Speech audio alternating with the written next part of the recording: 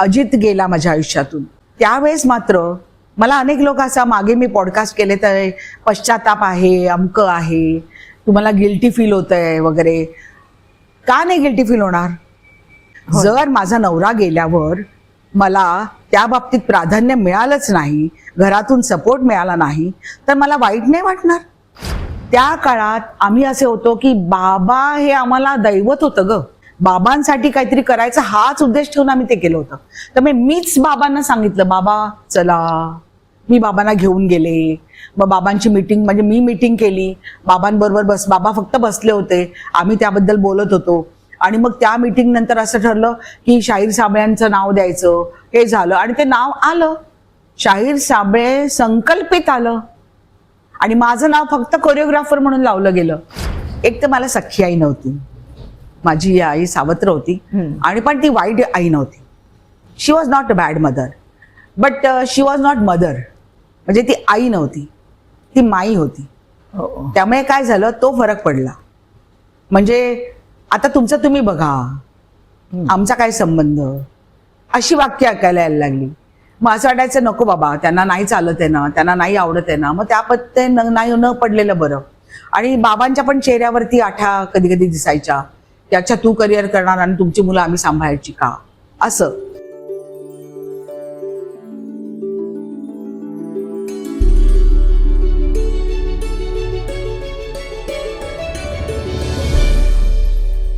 चारू, आज कित्येक वर्षांनी अशा गप्पा मारायला म्हणून आपण भेटतोय. अनेकदा वेगवेगळ्या कार्यक्रमातून भेटतो, पण आज मला इतका आनंद झालेला आहे की तू गप्पा मारायला आज माझ्याकडे आलेली आहेस.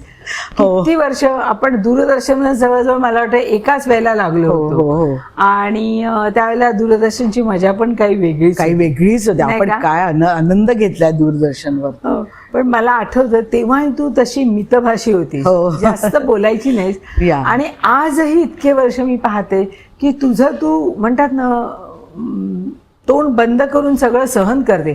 तुझ्यावर काही अन्याय झाले, आनंदाचा प्रसंग येऊ दे, तू एवढं एक्साइट होत नाहीस किंवा ते दाखवत नाहीस चेहऱ्यावरून. हा तुझा स्वभाव आहे असं मला वाटतंय. पण काय होतं ना, मी बोलते पण माझ्या जवळच्या लोकांकडे बोलते, पण त्यांनाच ते आवडत नाही. आणि मग असं होतं की जर आपल्या घरच्यांनाच माझं बोलणं किंवा माझ्या काही गोष्टी त्यांना माझं व्यक्त होणं आवडत नसेल, तर मग बाहेरच्यांकडे का बोलायचं? कारण तू थोडीशी सडेतोड बोलते खरं आणि स्पष्ट बोलते. आत एक बाहेर एक नाहीये, त्यामुळे तुझं मन एकदम क्लिअर आहे. अगदी मी इतके वर्ष तुला ओळखते ना. हो, खरंच. तर आता अगदी माझा पहिला प्रश्न हा असतो, तसं तुला मी पहिला प्रश्न विचारते की तू या क्षेत्रात कशी आलीस?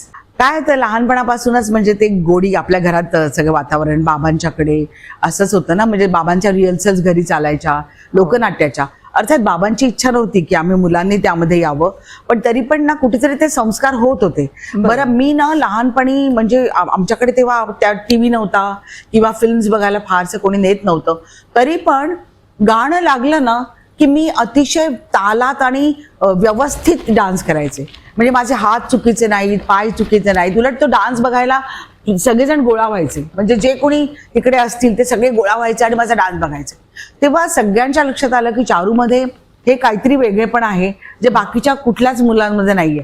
जसं गाण्याचं अंग लहानपणी कळतं, तसं माझं नृत्याचं अंग बाबांना आणि सगळ्यांनाच कळलं. अर्थात बाबांचा कधीच त्या बाबतीत सपोर्ट नव्हता. म्हणजे यासाठी नाही की बाबा हेट करत होते किंवा कलेचं क्षेत्र वाईट आहे असं नाही, पण त्यांना वाटायचं की मुलींनी नाही. आणि बाबांचं काय मत होतं, आता अगदी खरं सांगते, बाबांना हे माहिती होतं की आपल्या मुली काही देखण्या नाहीयेत. हे चुकीचं मत आहे. आता बाबांचं होतं ते, कोण असं म्हणेल नाही, खरंच सांगते मी, बाबांचं हे मत होतं. आणि मला ते एकदा म्हणाले पण होते जेव्हा मी कॉलेज केलं, तर मला म्हणाले, हे बघ चारू, आपल्याला काही परफॉर्मन्स वगैरे करायचं नाहीये, तू आपले प्रोफेसर बन. तर मी म्हटलं, असं का? मी तुम्हाला बनवून दाखवणार. म्हणजे मी त्यावेळेस मी फार जिद्दी होते पहिल्यापासून.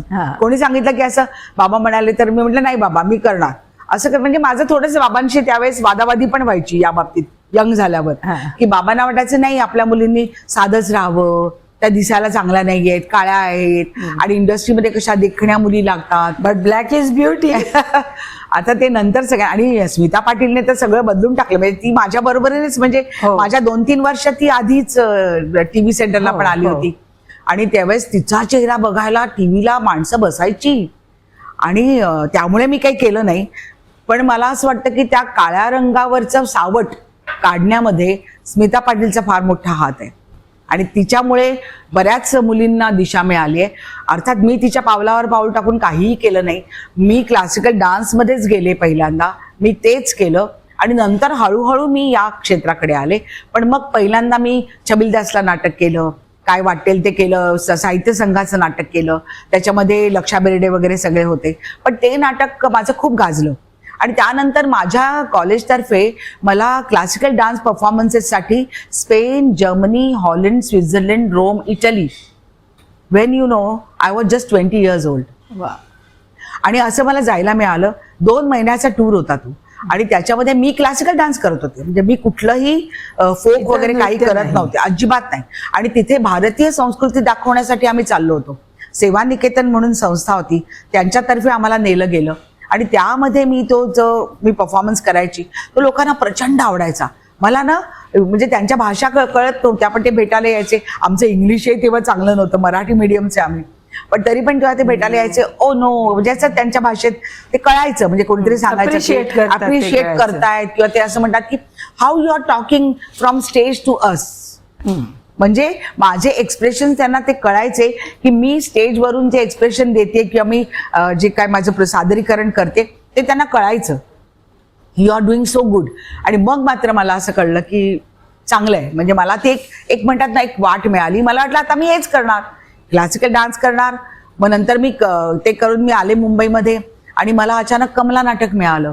माझं छबिलदासचं एक नाटक बघून कमलाकर सारंग, लालन सारंग, इव्हन अरविंद देशपांडे आले होते, सुलभा देशपांडे आल्या होत्या, अनेक लोक म्हणजे अमोल पालेकर वगैरे सगळे त्या काळामध्ये माझं नाटक बघायला आले होते. सगळ्यांना मी प्रचंड आवडले आणि त्यावेळेस अरविंद देशपांडे तर भेटायला आले, म्हणाले यू आर आणि माझे 2 का 3 सीन होते त्या नाटकात पण. तर ते म्हणाले you are a fabulous actor, छान ऍक्टर आहेस तू, व्हेरी गुड, मला तुझं काम खूप आवडलं. अरविंद देशपांडे सारख्या माणसाने असं म्हणणं ही त्या काळात फार मोठी गोष्ट होती. आणि कमलाकर सारंग आणि लालन सारंग भेटायला आल्या तर सारंग माझ्याकडे असे बघत होते तर माझ्या काही डोक्यात नाही, मी आपलं हाऊस म्हणून करते सगळं. बाबांना काही आवडतच नव्हतं त्यामुळे आपल्याला जे येतंय तेवढं करायचं. त्यामुळे मी ते केलं नाटक, ते आवडलं. आणि मग अचानक एक दिवशी मला कमलाकर सारंगांचा फोन आला की आम्ही कमला हे नाटक करतोय आणि त्यामध्ये एक महत्वाची भूमिका आहे. भूमिकाला लेंथ छोटी आहे पण ते टायटल रोल आहे नाटकाचा, म्हणजे नाटकाचं टायटल ते आहे आणि त्याच्यामध्ये रोल आहे. मग मी आधी त्यांनी फोन केला तर मी म्हटलं मी असं कोण कमलाकर सारंग, हा म्हणजे तुम्ही बोलताय का, बरं बरं. पण मला काय काय म्हणजे मी कन्फ्युज होते की मला कळत नव्हतं काय बोलायचं, हा लक्षात येत नाही आपल्याला पटकन. मग ते म्हणाले अगं मी कमलाकर सारंग बोलतोय आणि मी नाटक करतोय तर तू ये भेटायला, आपण बोलूया. मग मी त्यांच्याकडे गेले, त्यांनी मला त्या बाईचा फोटो दाखवला कमलाचा आणि ते नाटक कसं आहे काय आहे त्याची थोडीशी माहिती दिली. आणि विजय तेंडुलकरांचं नाटक होतं आणि मग त्यांनी मी म्हटलं की बरं मी सांगते तुम्हाला. मग मी घरी गेले, विचार केला, म्हटलं मी आहे हे क्षेत्र मला आहेच क्लासिकल डान्स परफॉर्मन्सेस. पण त्यावेळेस काय होतं, एकतर मी भरतनाट्यम घेतलं नाही, आमच्या कॉलेजमध्ये कथक नव्हतं त्या काळामध्ये, फक्त कथकली आणि मोहिनीअट्टम होतं आणि भरतनाट्यम होतं. तर मी काहीतरी वेगळं शिकायचं म्हणून कथकली घेतलं होतं. आता कथकली घेतलं पण नंतर मला जाणवायला लागलं की मुंबईमध्ये किंवा महाराष्ट्रामध्ये त्याला एवढा प्रेफरन्स मिळणार नाही, एवढं स्थान नाहीये. कथकला जे आहे भरतनाट्यमला आहे ते नाहीये. तर म्हणून मी म्हटलं की आता काय करायचं, आपल्याला जे ही संधी मिळते ती आपण घेऊया. शेवटी काय होतं त्यावेळेस बाबांची कामं कमी झाली होती, आमच्या घरात पैसे कमावणारं कोणीच नव्हतं. बाबांची कामं म्हणजे अत्यंत म्हणजे महिन्यातनं 1 किंवा 2 शोज येत होते. बरं पूर्ण घर बाबांवर अवलंबून होतं. तेव्हा त्या काळामध्ये कधीतरी हा प्रश्न मला पडायचा की मग कमावणार कधी. आता जर प्रत्येक शो करायला, माणसं गोळा करायला आपल्याला सगळे खर्च करावे लागणार आणि बाबांना हा खर्च झेपणार नाही. कारण त्या काळात माझा पहिला शो पाटकर हॉलमध्ये झाला होता, अरंगेत्रम. त्यावेळेस सुद्धा मी साडी स्वस्तातलं स्वस्त साडी मी घेतली होती कारण बाबांना परवडणार नाही. कारण मला माहिती होतं, कारण त्या साड्या जवळजवळ त्या काळामध्ये 10-10 हजाराच्या 5-5 हजाराच्या त्या काळात. आता त्या साड्या 25-30-35 हजाराला मिळतात किंवा 40 हजाराला मिळतात. ती साडी मी फक्त 1800 रुपयाची साडी घेतली होती. ते का तर ती स्टेजवर सिल्क पाहिजे आणि ती दिसायला छान पाहिजे म्हणून. म्हणजे माझ्या वर्गातल्या मुली माझ्या बरोबर साडी घ्यायला आल्या होत्या तर दे वेर शॉक्ड की इतकी स्वस्त साडी घेते ही. कारण त्या रिच फॅमिलीतल्या होत्या सगळ्या. त्यांच्या साड्या 10,000, 15,000 हजाराच्या, 20,000 हजाराच्या होत्या. पण तुम्ही किती भावंड होता? आम्ही सगळे मिळून 4 भावंड. पण ते कुठल्याही या क्षेत्रात नव्हते का? देवदत्त होता संगीतमध्ये. त्याचं पहिलं गाणं आलं होतं त्याच्या वयाच्या 21 का 22व्या वर्षी त्याचं पहिलं गाणं रेडिओवर गाजलं होतं. पण त्यालाही नंतर तेवढं प्राधान्य मिळालं नाही. आणि ते गाणं होतं मनाच्या धुंदीत लहरीत येना, हे देवदत्तचं गाणं. चाल तुरु तुरु उडती केस, हे पण देवदत्तचं गाणं. ही गाणी त्यावेळेस गाजली होती. आणि माझा पाटकर हॉलचा परफॉर्मन्स गाजला होता. नाही, तू आता जे म्हणालीस की अर्थार्जन करण्यासाठी दुसरं कोणी, हा, पण देवदत्तचं काही तसं पैसे कमवण्याचं काम नव्हतं ना. रेडिओला एक गाणं फेमस झालं. पण आम्ही त्याला म्हणायचो की अरे दादा तू ना, त्यावेळेस तो सिंगर आहे ना, पंजाबचा मोठा सिंगर गुरदास मान, तो पंजाबचा मोठा सिंगर. आणि त्याची गाणी, तो यंग होता, देवदत्तच्या वयाचा होता. तर बबन, त्याला आम्ही बबन म्हणतो, बबन दादा. तर बबन दादाच्या वयाचा होता. तर त्याची ती गाणी बघून आम्ही म्हणायचं, दादा तू पण असा कार्यक्रम कर की. बाबा कसे वेगळ्या टाईपचा करतात, तू थोडं मॉडर्न, कारण तुझ्यामध्ये एक मॉडर्निझम आहे. तर 2-4 म्युझिशियन्स घेऊन ये. पण त्याने कधी मनावरच नाही घेतलं. पण मला संधी मिळत गेल्या. मला कमलामध्ये चान्स मिळाला. कमला मी 3 भाषांमध्ये केलं आणि ते नाटक एवढं गाजलं. त्यामुळे तशी माझी एंट्री, अभिनय क्षेत्रामध्ये एंट्री झाली. पण तुझं नाव किंवा तुला जी खरी संधी मिळाली ती घरोघरी तुझं नाव झालं, ते एका गाण्यामुळे असं मला वाटतं. अश्विनी ये ना, म्हणजे इतकं की ते गाणं आजही प्रत्येक अवॉर्ड फंक्शन मध्ये ते गाणं, त्याच्यावरती नृत्य सादर केलं जातं. तर मला त्या गाण्याची आठवण. आणि मला असं वाटतं किशोर कुमारने गायलेलं हे पहिलं मराठी गाणं होतं. आणि अनुराधा पौडवाल त्यांच्या बरोबर गायले. तर त्या गाण्याची आठवणी सांग. काय असतं ना की मी लोकधारा करत होते. आता त्याच्याबद्दल बोलूयाच आपण. 5 वर्ष मी माझ्या वयाची 25 ते 30 ही 5 वर्ष मी लोकधाराला दिली. त्या काळात माझं थोडंसं कलेच्या क्षेत्राकडे दुर्लक्ष झालं, माझ्या वैयक्तिक. म्हणजे जर मी लोकधारा केलं नसतं तर मी माझ्या करिअरला आणि माझ्या ऍक्टिंग करिअरला, माझ्या डान्स करिअरला मी जास्त प्राधान्य दिलं असतं. पण माझ्या बहिणीने, तिने काय केलं, मला खूप माझ्या मागे लागली की चारू हे करायचं. बरं, त्यात त्यांचं असं होतं की त्यामुळे मला ते लोकधारा करण्यात वेळ गेल्यामुळे मला करिअरकडे लक्ष नाही. आणि मग अचानक मला माझं लोकधारामधलं गाणं बघून, म्हणजे मीच 800 खिडक्यामध्ये डान्स केला, तो बघून सतीश कुलकर्णी, आणि मी टीव्हीला अनाउन्सर होते तुझ्याबरोबर त्या काळामध्ये, नुकतेच लागले होते. ते माझं लुक वगैरे त्यांना माहिती होतं. तेव्हा त्यांनी मला या फिल्मची ऑफर आली. पण ती पण कशी आली तर मला आडून अजय वडावकरने सांगितलं की तुझ्या नावाची चर्चा होते. मग मी तिकडे गेले, म्हणजे माझा फोटो पाठवला, अजयला सांगितलं, अजयने तो फोटो दाखवला. आणि मग अशा रीतीने सचिन पिळगावकरला भेटल्यावर तो रोल मला मिळाला. आणि तो रोल माझा अतिशय गाजला. आणि सगळ्यात महत्त्वाचं, ते गाणं खूप गाजलं. पण ते गाणं कळायच्या आधीच मी लग्न झालं होतं. मला आठवतं मेकअप रूम मध्ये मी मेकअप करत होते आणि तू आली पाठीमागून, अशी मिठी मारली आणि आली, अमृता माझं लग्न ठरलं. कळलं का कोणाबरोबर? अजित वाच्छानी बरोबर. अजित थोडा फेमस होता. हो, खूप फेमस होता तो. आणि दोघांमधलं साम्य म्हणजे इकडे डिंपल, तुलाही आणि त्यालाही. पण त्याला मोठी होती खळी, त्याला खूप मोठा खड्डा होता, त्याला खड्डा होता, पण तुलाही होता. मी म्हटलं तुमच्या दोघांमध्ये हे साम्य आहे, छान, तुला अगदी सुटेबल नवरा मिळाला. पण तू हे नाही म्हणालीस की तो गोरा नाही, कारण मी असं कोणाला काळबिळ नाही, तसं नाही ग. केवढा कॉन्ट्रास्ट होता. तू तो काळेपणाचा विषय काढूच नको. तुझे फीचर्स इतके सुंदर आहे की त्या रंगाकडे लक्षच जात नाही. ते नाही, पण असं अगं, पण आपल्याकडे गोरेपणाला सौंदर्य म्हणतात, त्यामुळे ते आपण नाही करत, कारण आपण कलाच्या क्षेत्रात. तुझं दूरदर्शनवर सिलेक्शन कसं झालं नसतं. स्क्रीनवर अप्रतिम दिसायचीच. आणि आवाज, या 2 गोष्टींमुळे आपल्याला, आणि एकंदर पर्सनॅलिटी, वाचता येतं छान, मराठी चांगलं, या गोष्टींनी आपल्याला बोलवलं जातं. आणि त्यामुळे तसं नाही, मी कधी काळेपणाचं हे घेतलं नाही. पण मला सांगते, पण त्यावेळेस हे म्हणायला जायचं, अरे बाबा स्वतः म्हणायचे की अच्छा एवढा गोरा आणि तू अशी, मग तू तुझ्या मुलींची आया शोभशील. अगो हो ग, बाबा सुद्धा असं म्हणाले होते एकदा. मस्करी म्हणाले, पण मला फार वाईट वाटायचं ग तेव्हा, खूप वाईट वाटायचं मला. बरं. तुझं आणि अजयचं लव्ह मॅरेज होतं ना?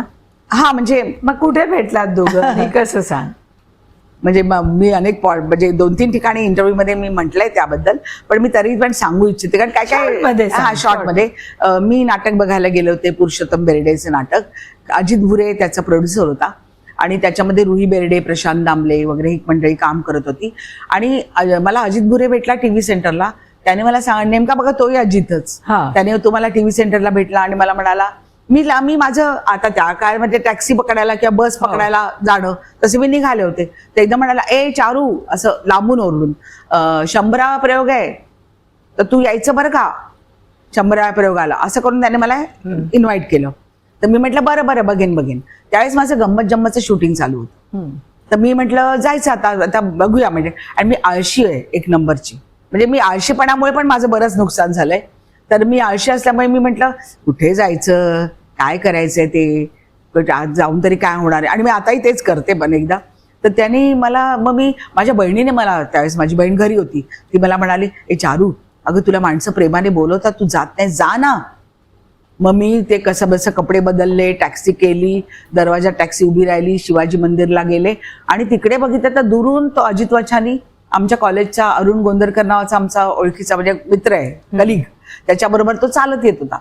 आणि अजितचं नेमकं मी तेव्हा काम पाहिलं होतं 1-2 नाटकांमध्ये, गुजराती नाटकांमध्ये, टीव्ही सेंटरला, टीव्हीला.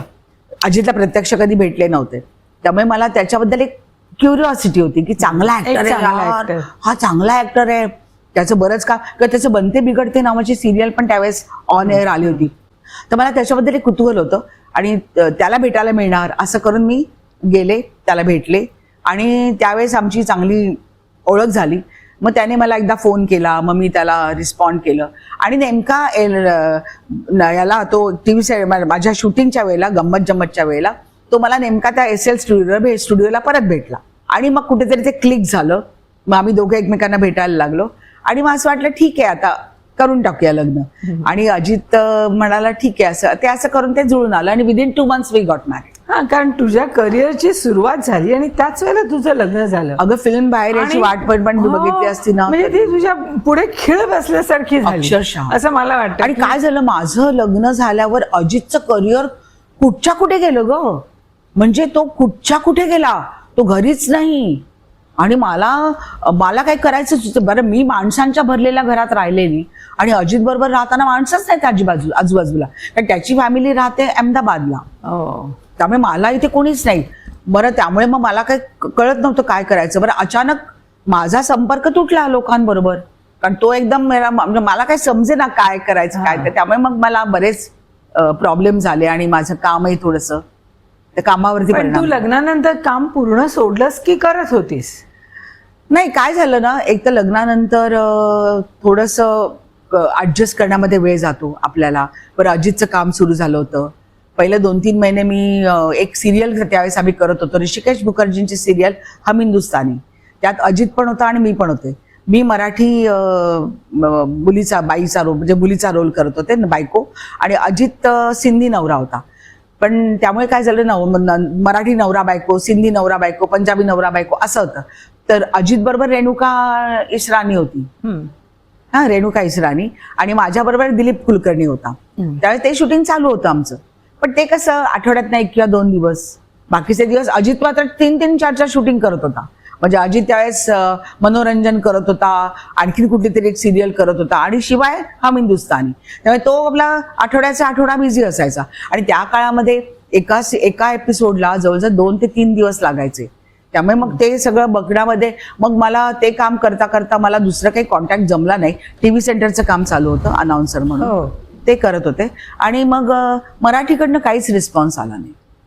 त्यानंतर चारू, तुझं लग्न झालं त्याच्यानंतर तुझ्या करिअरमध्ये काही फरक पडला का? खरं सांगू का, लग्न, खरंच सांगते, म्हणजे बाबांची तर इच्छा होती मी लग्न करू नये. याचं कारण असं नव्हतं की बाबांना आपल्या मुलीला आपल्याकडे बांधून ठेवायचं होतं, असं अजिबात नव्हतं.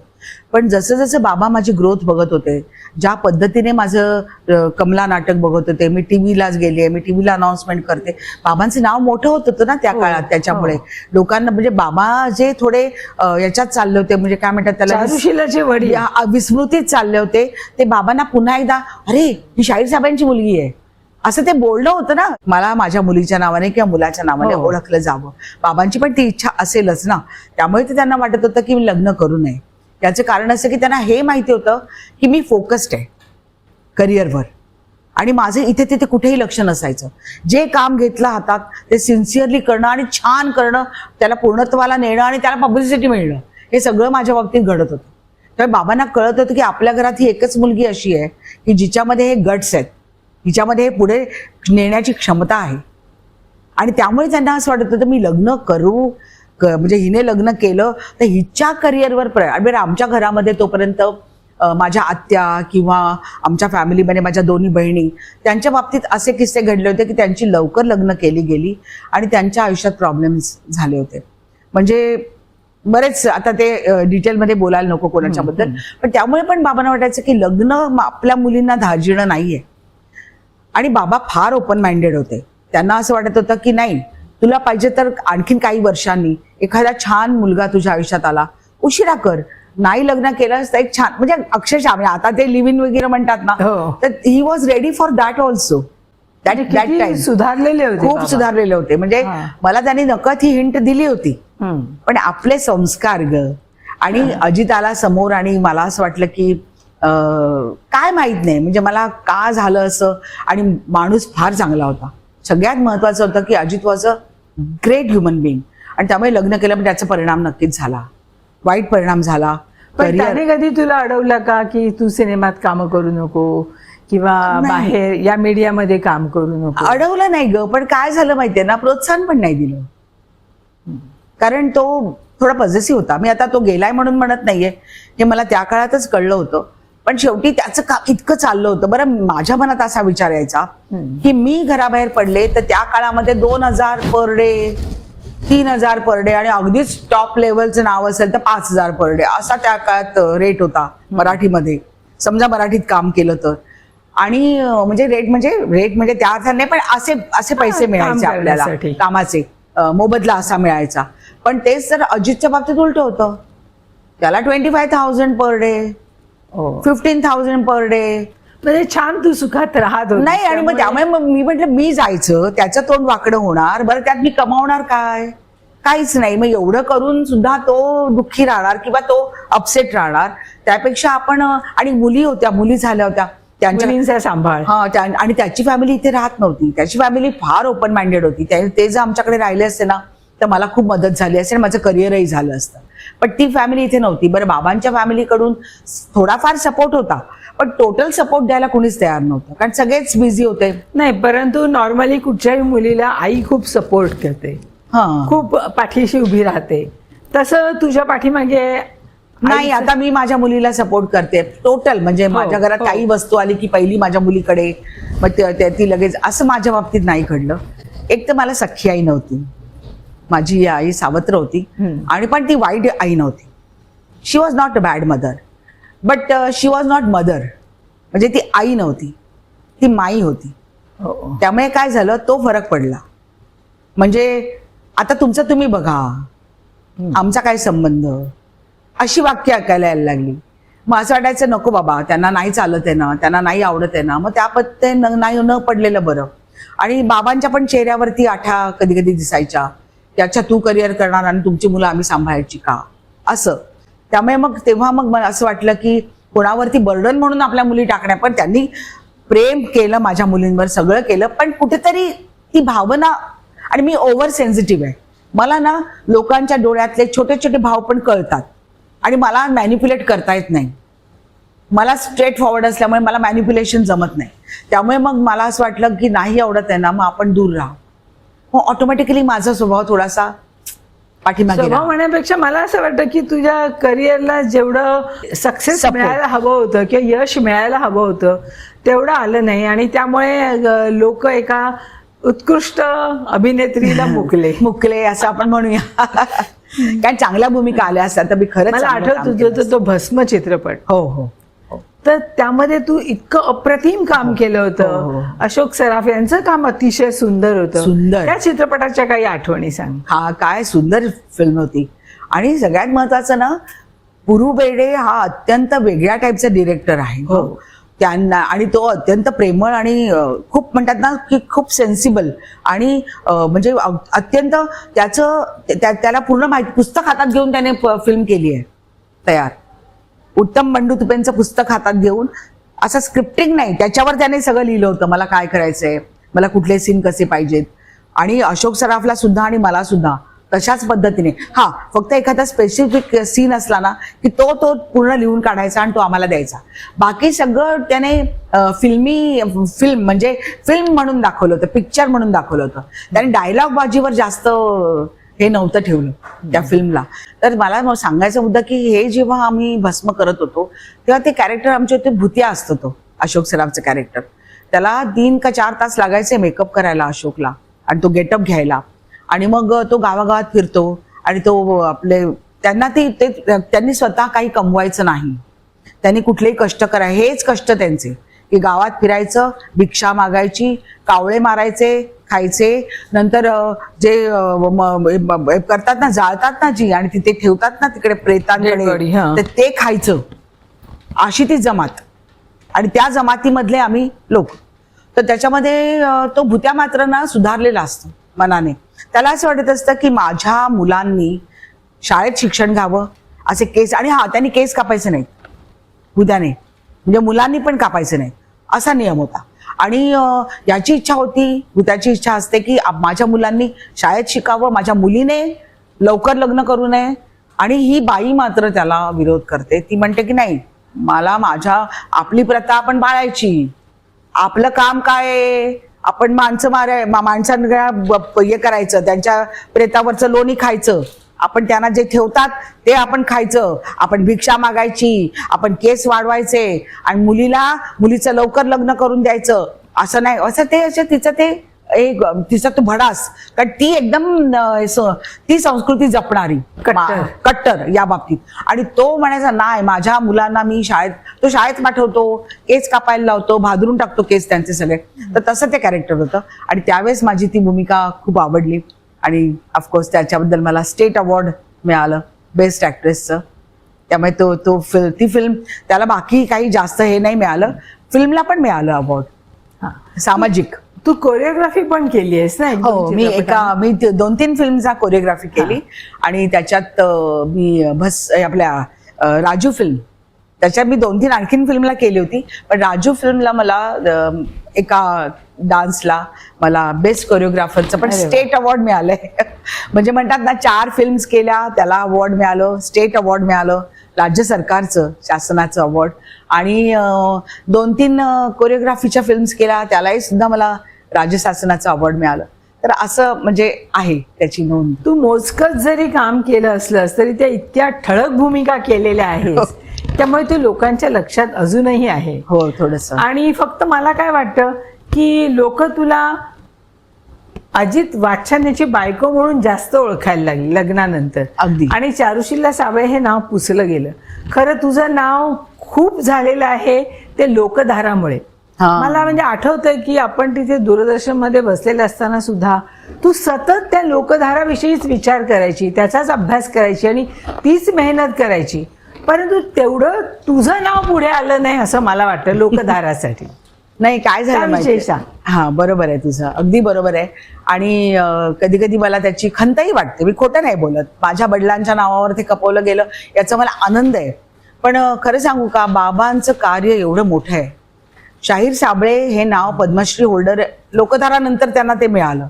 ते जे त्यांनी काम केलं होतं त्याला काहीच प्राधान्य त्या काळात बाबांना मिळालं नाही. याचं कारण मला माहीत नाही, पण बाबांनी आंधळदत्तेसारखं नाटक लिहिलं, त्याच्यातून शिवसेना उभी राहिली. यमराजात एक रात्र, नशीब फुटके सांधून घ्या, बापाचा बाप, म्हणजे बाबांनी सामाजिक प्रहसनं इतकी दिली आहेत. आणि मुक्तनाट्य हा प्रकार बाबांनी इंडस्ट्रीला दिला, लोककलेला दिला. बाबांनी लोककलेला एका खालच्या पातळीवर न बघता लोकांनी वरच्या पातळीवर बघावं म्हणून बाबांनी प्रयत्न केले आणि त्या दृष्टीने हालचाली केल्या. बाबांनी मोबाईल थिएटर त्याची निर्मिती केली. कर्जबाजारी झाले होते बाबा त्यासाठी, पण त्या मोबाईल थिएटरला तेवढं प्राधान्य त्या काळात मिळालं नाही. बरं, एकटा माणूस किती करणार? हो, त्या काळात आम्ही तरुण होतो, नुकतेच कॉलेजमध्ये वगैरे असताना बाबांनी ते केलं होतं. बाबा टोटली कर्जात बुडाले होते आणि जर त्या काळामध्ये सरकारकडून किंवा लोकांकडून त्यांना पूर्ण सपोर्ट मिळाला असता तर आज जी थिएटरची दुरावस्था झाली आहे, सगळे कलाकार थिएटरबद्दल बोलतात की आम्ही अशा थिएटरमध्ये काम करतो, हे तुटलेलं असतं, बाथरूम नीट नसतात, हे नसतं, पण बाबांनी त्या दृष्टीने विचार त्या काळात केला होता. म्हणजे when I was in college like 79-80च्या दरम्यान बाबांनी हा विचार केला होता. आणि त्या काळात काय झालं, त्याला सपोर्ट मिळाला नाही, बाबा कर्जबाजारी झाले आणि एवढं मोठं काम केलेला माणूस आज त्याला महाराष्ट्राची लोकधारा या बाळबोध कार्यक्रमामुळे ओळखलं जातं. याचा मला अभिमान वाटतो, पण कधी कधी मला वाईटही वाटतं की तो कार्यक्रम 25 वर्षाच्या एका मुलीने केलाय आणि त्याचं क्रेडिट मात्र शाहीर साबळेंना मिळतं. पण ते क्रेडिट मिळालं तरी चालेल, मग मला अभिमान वाटतो की अरे वा, मी इतकं चांगलं काम केलं की ज्याचं क्रेडिट बाबांना मिळालं. पण त्यात एकच झालं की आम्ही बाबांना मोठं करायचा पुन्हा यासाठी बाबांचीच गाणी निवडली होती आणि त्यामुळे त्याचं श्रेय बाबांना मिळालं. मी तेच म्हणणार होते की त्याचं खरं सगळं श्रेय, लोकधारा या कार्यक्रमाचं सगळं श्रेय हे खरं चारूचं होतं. कारण तिने इतके कष्ट करून सगळे कलाकार जमा केले. महाराष्ट्राची लोकधारा या कार्यक्रमातून मोठमोठे सुपरस्टार निर्माण झाले. अंकुश चौधरी, भरत जाधव, प्रशांत दामले, प्रदीप पटवर्धन आणि हो आणखीन एक नाव आहे आदेश बांदेकर, जे खूप गाजतंय. आदेश बांदेकर. ही सगळी नावं, हे सगळे सुपरस्टार झाले महाराष्ट्राची लोकधारा या कार्यक्रमातून. आणि या सर्वांना मोठं कलाकार बनवलं. आजचे जे सुपरस्टार आहेत मराठी इंडस्ट्रीतले, ते सर्व या महाराष्ट्राच्या लोकधारामधून बनलेत आणि त्याचं श्रेय मी सगळं चारूला देईन. नाही नाही नाही, अजिबात मी असं म्हणत नाही. कारण का माहितीये, त्यांच्यासमोर आणखीन एक मोठा आदर्श होता, ते म्हणजे शाहीर साबळे. बाबांकडे बघूनच अनेक लोकांनी त्या मुलांनी सुरुवात केली असेल, त्यांनी माझ्याकडे बघून सुरुवात केली नसेल. आमच्या या कार्यक्रमाचं पहिलं नाव होतं महाराष्ट्र स्वभाव दर्शन. टीव्ही सेंटरला मला कोणी सांगितलं असेल हे करायला? तातारी साहेबांनी. तातारी साहेबांनी मला एकदा बोलवलं. मला म्हणाले, अरे चारू, तू एक प्रोग्राम करती है, मैंने उसके बारे में पढ़ा और मुझे बहुत से लोग बताते हैं तू मराठी फोक सॉन्ग्स के ऊपर कोई डांस का एक प्रोग्राम तूने क्रिएट किया है और उसकी बहुत चर्चा है. तो मुझे ना, तू ऐसा क्यों नहीं करती? हम लोग ऐसा करेंगे, दिल्ली से उसका इतना टॉप लेवलला मला मिळालं ते करायला, दिल्ली से करेंगे और उसको प्रेजेंट करेंगे. और बाबांचं नाव पण फक्त एवढंच म्हणाले, पण तुझे वडील पण खूप मोठे कलाकार आहेत, त्यामुळे तुला त्यांचा सपोर्ट मिळेल. आता त्यामध्ये तुझ्या वडिलांना घेऊन ये, ती मीटिंग घे, असं काहीही नव्हतं. त्या काळात आम्ही असे होतो की बाबा हे आम्हाला दैवत होतं ग. बाबांसाठी काहीतरी करायचं हाच उद्देश ठेवून आम्ही ते केलं होतं. त्यामुळे मीच बाबांना सांगितलं, बाबा चला. मी बाबांना घेऊन गेले. मग बाबांची मीटिंग, म्हणजे मी मीटिंग केली बाबांबरोबर. बाबा फक्त बसले होते, आम्ही त्याबद्दल बोलत होतो. आणि मग त्या मीटिंग नंतर असं ठरलं की शाहीर साबळेंचं नाव द्यायचं. हे झालं आणि ते नाव आलं, शाहीर साबळे संकल्पित आलं आणि माझं नाव फक्त कोरिओग्राफर म्हणून लावलं गेलं. त्यामुळे त्याचं क्रेडिट मला मिळालंच नाही. पण त्याचा अर्थ ते काही बाबांनी केलं असं मी म्हणत नाही. बाबांचं नावच एवढं मोठं होतं की त्यामुळे ते देणं जास्त. पण ते ठीक आहे. पण कधी कधी काय होतं की जेव्हा तुम्ही, अजित गेला माझ्या आयुष्यातून आणि तो राहिला नाही, त्यावेळेस मात्र मला अनेक लोक असं, मागे मी पॉडकास्ट केले तर पश्चाताप आहे, अमकं आहे, तुम्हाला गिल्टी फील होतंय वगैरे. का नाही गिल्टी फील होणार? जर माझा नवरा गेल्यावर मला त्या बाबतीत प्राधान्य मिळालंच नाही, घरातून सपोर्ट मिळाला नाही, तर मला वाईट नाही वाटणार? नक्कीच. त्यामुळे मला वाईट वाटतं आणि मग त्याची खंत आहेच की आहेच. आणि ती का नसावी? मी माणूस आहे, मी गॉड नाही आहे, मी देव नाही आहे ना. त्यामुळे ते थोडंसं. पण तेव्हा असं बोललं गेलं तेव्हा मला एवढंच वाटतं की बयानो, माझ्या जागेवर येऊन विचार करा. एका 25 वर्षाच्या मुलीने 5 वर्ष ज्या कार्यक्रमाला दिली, त्याच्यामध्ये साधं नाव सुद्धा तिचं घेतलं जात नाही, तेव्हा तिला वाईट वाटणं हे स्वाभाविक आहे. खंत ही राहणारच, ती राहणारच, ती मरेपर्यंत राहणार.